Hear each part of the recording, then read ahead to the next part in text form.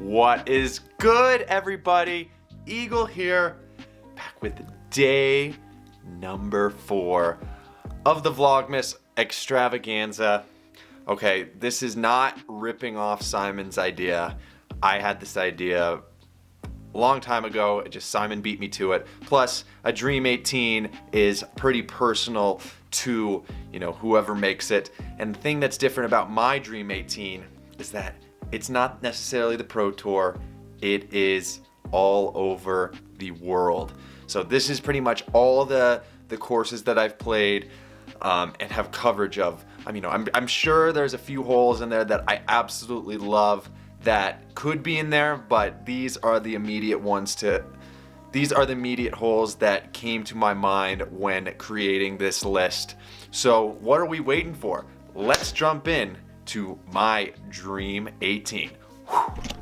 Okay, number 1, throwing it back to the 2016 European Masters, Jarva Disc Golf Park, my favorite course ever. This is an epic par 4 or even par 5. I think we were playing it as a par 4 for this event. Just absolutely stunning. Jarva is just an incredible course, and it's kind of sad that we're running the risk of losing it. I don't know the current update on the course, but Jarva is my number 1, hole 1 for my Dream 18. Hole number 1 at Maple Hill would also be a close one. On to hole number 2, Milo Mciver West Course. This is just a very picturesque hole. The tee shot's nothing too special, but in my opinion, this green is one of the prettiest in disc golf. The basket on the stump, the ferns in the background. It is just it's what I think of when I think of Oregon disc golf, and I love Oregon disc golf, so that's why I picked hole number 2. This footage is from the 2019 Beaver State Fling. Shout out to Central Coast for filming this. Pretty bummed that I couldn't get there this year. I'm looking forward to it in 2021. Milo is my favorite course in the US, possibly in the world. It's kind of a toss-up between Milo and Jarva for the top spot. On to hole 3. Par 5 on the Franz Ferdinand course at the Konopiste Open. This is from 2018, and just the shape of this hole I absolutely love. Very demanding off the tee. You're throwing a roller, or you can throw a backhand sidearm, but just really difficult. Not really a shape that you're really used to seeing all that often. Really forced to push a shot down the fairway. The European Championships was going to be there this year, but of course COVID happened. This was a CD2 roller, and as you see, you really got to get a roller up high on the hill, or else you're going to be pushing a little too straight. This hole is eagleable if you get a roller pushing down the right side. You see, I'm trying to go aggressive here, but I kind of just throw it into the ground. If you're a little bit more on the right side off the tee, you can throw a backhand hyzer to try and attack the green, but I believe I'm just going MD3 here, throwing it down as a par 5, so that will be for my birdie putt. Alright, now going across the pond, we're in Vermont. Hole number 4 at Brewster Ridge, and in the fall when the leaves are starting to change color, this is one of the most beautiful holes that you'll ever see, and it's only 575 feet, but it is uphill, and oh my gosh, this hole has made me want to pull my hair out, but there's just something about it. You got those rock walls, the beautiful maple trees lining the fairway, and it's very technical, but there's a clear shot you need to throw, very well defined. I'm throwing an FD3 here. I really like the sidearm play, but the problem is, as you see here, it looks great, but it just wants to push a little bit right. And on the right side, it is so hard to get out of there. So I'm throwing a very compromised forehand with an essence, trying to whip it around the corner. It actually felt really good, but just falls down. And then this putt, this is one of the putts that I hit at the GMC. But you know, this isn't a really commentary of my rounds or anything. It's just me kind of showcasing the holes, and plus, you know, why would I put myself throwing a bad shot? I'm gonna pick myself throwing the best shots in each hole. All right, hole 5, Winthrop Gold, par 5. This is by far the best hole 5 in disc golf, in my humble opinion. But this is from 2018, from the dock. If one of you Innova guys is watching, please bring back the dock shot. I think it is so much better. It's so much more picturesque. The tee shot, you know, it's not the toughest tee shot in the world, but a lot more can go wrong, in my opinion, from the dock opposed to over on the right side. I just really like that I'm thinking of pushing a straight shot with the possibility of going in the water. It makes me think a little bit harder. On the other hole, I'm just kind of closing my eyes basically and throwing this little forehand. But very demanding. And then this shot may not look that challenging. I'm just talking for the field, not talking about myself. But you really have to focus on, you know, being very deliberate, because it's so easy to drift left into the water or push yourself too far on the hill. And then you really want to lay yourself up as close to the water as possible so you can attack the green coming in. This was the best video I had of myself playing this hole. So, you know, I missed the putt there. So there's not going to be all great putts on this little highlight video. Hole 6, back to Milo West. We got the Philo Albatross hole, par 5. It kind of bounces back and forth between a 4 and a 5. But honestly, just another awesome picturesque hole. It's really fun. I really enjoy holes that are epic par 4s that you get to throw a bomb shot. Like, you can throw all over the place. You can't throw all over the place. It looks like it, like this hole. You think you can just rip a big hyzer out there, but you're trying to get placement because the next shot is technical. I think you'll notice a trend with a lot of these holes. To the naked eye, it looks like it's a big bomb off the tee, but you're really focusing on putting yourself in position for the next shot. And like I did on the first shot, this set me up for this hyzer route. You know, that's a shot you don't really see very often, but you know, I am playing for that. Simon is literally texting me. I forgot to put on airplane mode again. But yeah, hole number 6. It's Philo got an albatross there. Okay, hole 7, back in Vermont, Fox Run Meadows. This hole will eat your lunch if you're not careful. 1,230 feet going down this strip of grass. It's another hole where you really got to pick your battle off the tee. Me, this past year, I was going for a Cloudbreaker sidearm hyzer over the little ravine there. And the cool thing is, back before I didn't have the Cloudbreaker, I was throwing like a PD2 and I just couldn't get a sidearm over. But with the Cloudbreaker, it's allowed me to, you know, push over. The next shot, I'm just throwing a hyzer down. I took a little spill there. I was all good though. Luckily, this didn't go out of bounds. But just something about this hole.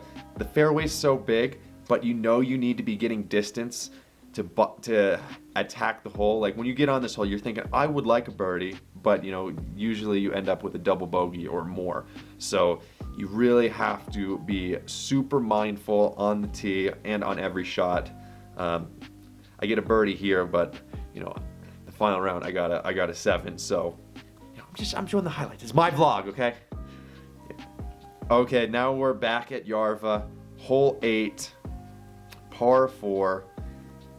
Is this really grassy fairway with birch trees on both sides. If you push long, there's out of bounds. That shot I just threw ended up a little bit right, was pretty good. I don't really remember the shot, but I know that looked absolutely terrible. I was trying to get a flex shot, skip with a Metal Flake Max, but basically I had to pitch up. You know, this footage didn't really do it justice. This was from 2016, before, you know, coverage started getting really good. So there was no flyover or anything like that, so you didn't really get a good idea. But trust me, it's an amazing hole 8. Hole 9, Milo East, we got the genius hole. One of the most fun downhill shots to throw for me. It's 585 feet, but since it is downhill, I am able to get a hyzer flip there, but it's, you know, it's so rewarding when you do. I've eagled it, I believe 2 or 3 times, and each one of those times I've thrown just a shot that feels so good when it comes out of my hand. It's one of the most satisfying holes to throw for me in disc golf, and when you're in Oregon, you just everything feels good. I miss Oregon so much. So yeah, that was a cool moment right there. This was the 2019 Beaver State Fling. The genius hole. 2 thumbs up. Hole number 10. Okay, this is kind of a course you might have not have heard of. This is from the 2019 Toonie Open. This is the Nevas disc golf course. It's a temp course on a ball golf course, and just this cool first tee shot you're throwing into this on this ball golf green lined with these pine trees, and then the next shot you can see the basket is perched up on a rock. Epic par 5, very picturesque. You know, the technicality and the difficulty of this hole it might not be too high, but just the way it looks aesthetically is enough for me to absolutely love it. One thing about me, I go for aesthetics over pretty much anything. If it's aesthetically pleasing, that means I'm probably going to like the hole, whether it be 100 feet or 1,000 feet. Speaking of aesthetics, hole 11 at Maple Hill, big bomb shot down, throwing over a bunch of Christmas trees. Absolutely breathtaking. The Maple Hill property is incredible. If you're living on the East Coast and haven't played Maple Hill, make it a destination. You will not be disappointed. And look, another shot where you throw a bomb shot and you're forced to think about placement on the hole to make your next shot a little bit more accessible. This shot, I get a little too high in the air. This is from this year. I didn't play very well at the MVP Open. This was the first round. I definitely wasn't on JOMEZ on the second round because I definitely didn't earn it. And this shot was really ridiculous. I hit the Christmas tree in front of me, and then, you know, I think there was a little gnome right there that pushed the disc towards the basket. Couldn't really believe I got the birdie there. Maybe it's because you know, the hole knows it's one of my favorites. Hole 12, par 5, 1,050 feet. This is Northwood Golds, and I actually am not in this video. This was the one hole that I didn't have footage of myself. I didn't play well enough at Worlds to get on coverage, and I didn't play Northwoods this year for Ledgestone. So actually, no, I am right there. I'm right there throwing, and I actually throw a pretty sweet approach shot, as you can see. So I guess I lied. But my teammate will be filling in for me for this hole, and that teammate is also doing Vlogmas, Simon Lazat. Who would have thought? Simon looks to be throwing an MD3 here into the trees, but it gets a lucky kick out. Sorry about the quality, guys. I was screen recording off of my phone, and sometimes it jumps from 1080p to 720 to 480. You know how it goes. Simon puts this awesome shot over. You know, this hole is actually pretty controversial, and I believe it should be a par 6. I like it. I don't really like how this hole plays within the course of Northwoods because it just makes the biggest backup. But if you just take this as an individual hole, it is one of the most epic holes I have ever seen. Through the woods, it's fully worthy of a Dream 18. you know, so far my course is kind of ridiculous. There's been no par 3s.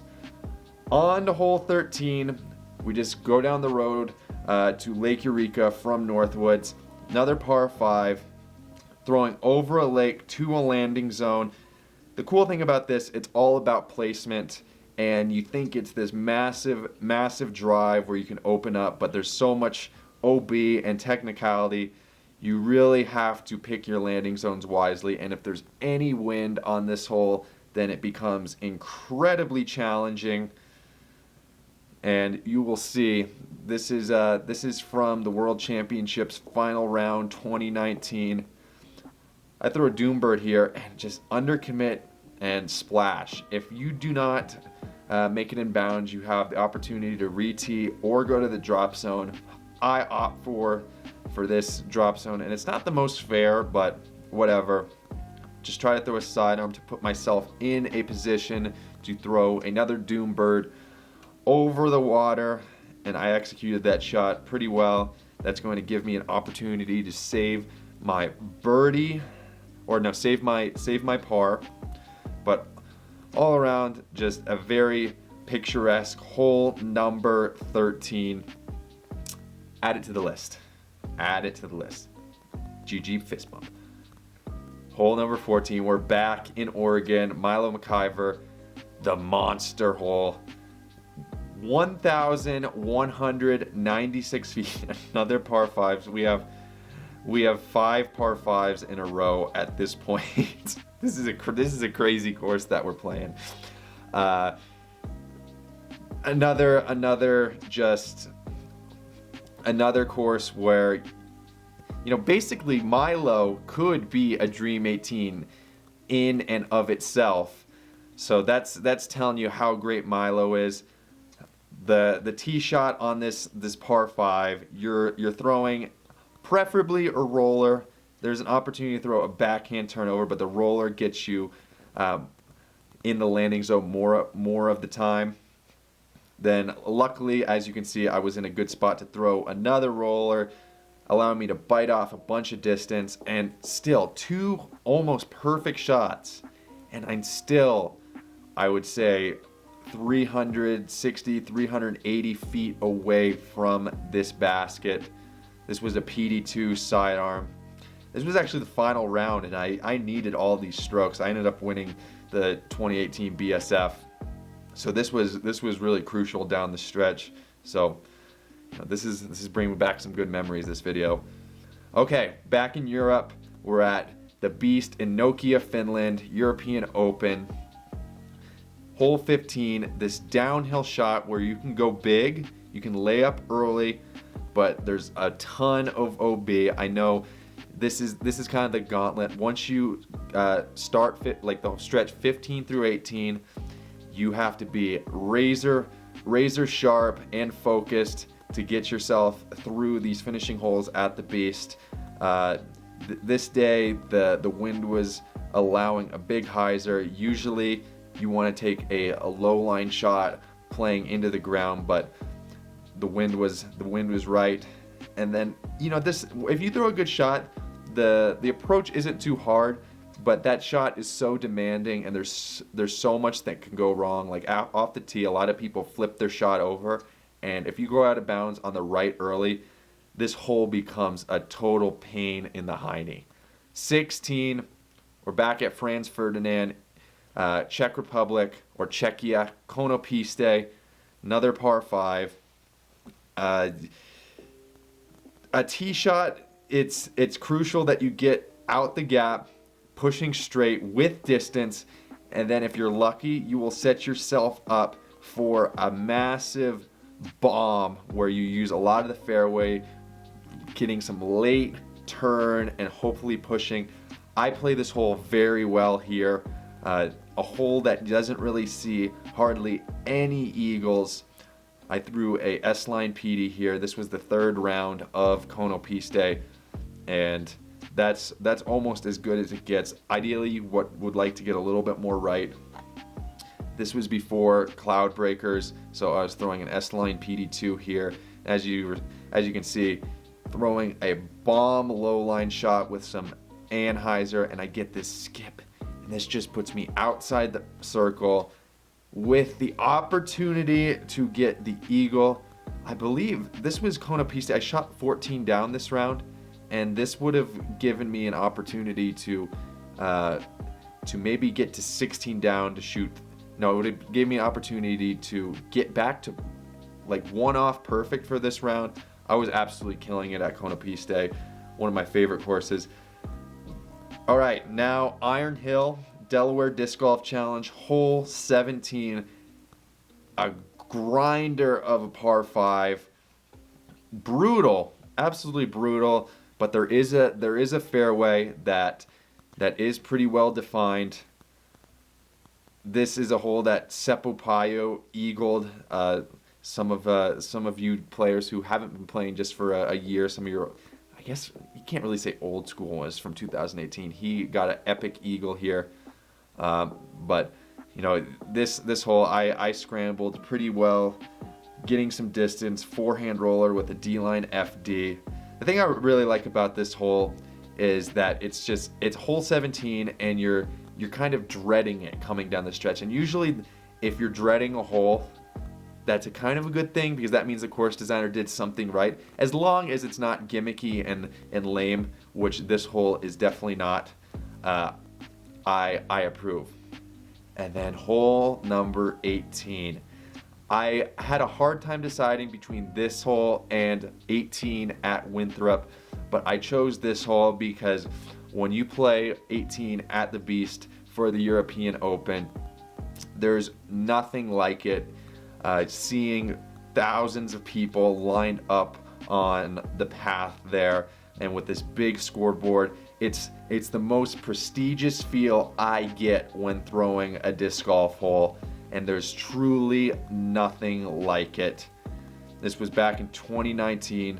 So bummed that I couldn't come to Finland this year and see all my European friends, and you know, have that experience in the culture.